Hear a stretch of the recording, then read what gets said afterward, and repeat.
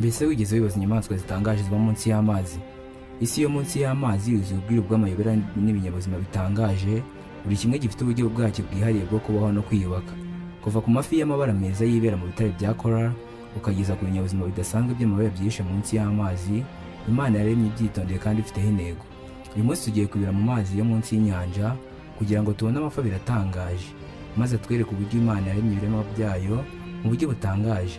Aha tugiye kubona ifi y'amashanyarazi yitwa electric eel ifite ubushobozi bwo gutanga amashanyarazi akomeye, hamwe n'ifi yitwa archfish ifite ubuhanga bw'akataraboneka mu kurasa mu mazi ndetse ikarasa neza cyane.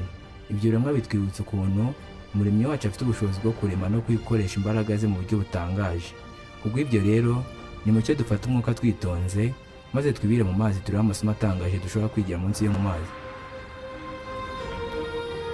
Electric eel ni ifi ijya gusa n'inzoka mu miterere, ikunze gusangwa mu mazi yuzuye ibyondo kandi y'umwijima yo muri Amerika y'Epfo. Iri ni imwe mu bwoko bw'amafi butangaje kuko yifitemo ububasha bwo gukora umuriro w'amashanyarazi ufite imbaraga z'akataraboneka ku buryo zigagaza cyangwa se zigatwika icyo ishaka.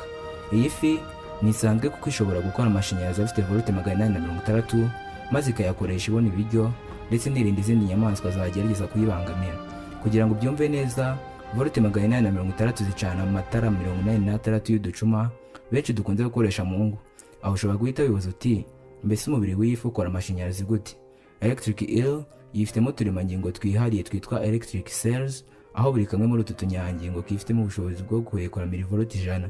Mu gihe iyi fi ibonye umuhigo, yohereza sinyali ku bwonko maze bugahita bwactivatinga cyangwa se bucana utu tunyangingo tw'amashanyarazi yifashishije systeme nerve.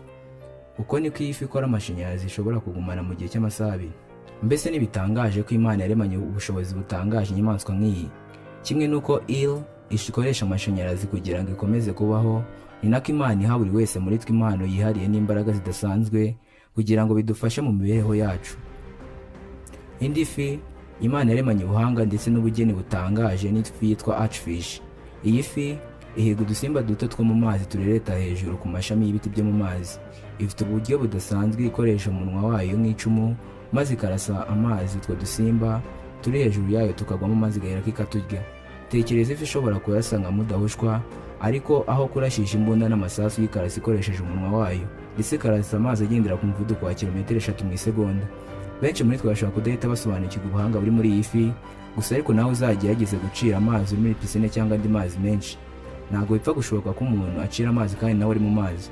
Ikintu gitangaje kuri iyi archfish ni uko ishobora gukontorora itegeko rya reflection of light rigena ko urumuri rugaragaza ibintu nk'aho byigonze mu gihe uvuye muri medium ujya mu yindi medium.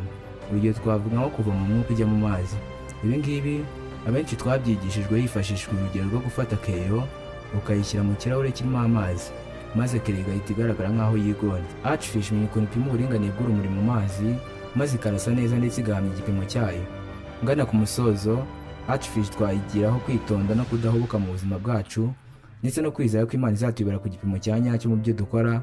Itwigisha kandi ko mu gihe twitondeye ubushobozi bw'Imana tuzakora neza icyo Umwami Imana duhamagarira. Ni naho nsoreje ikiganiro cy'uno munsi cyavuga ku budahangarwa bw'Imana binyuze mu biremwa bitangaje byayo byo mu mazi. Kimwe muteze amatwi, amazina ni Irumba Shadrack. Mu izina rya Reform Multimedia, reka mbifurize guhirirwa mu byo mukora byose ndetse no gukoresha imbaraga Imana yabahaye mukora ibiyihesha icyubahiro. Mumeje kandi kubifuriza kugira isabato y'inzobe. Murakoze.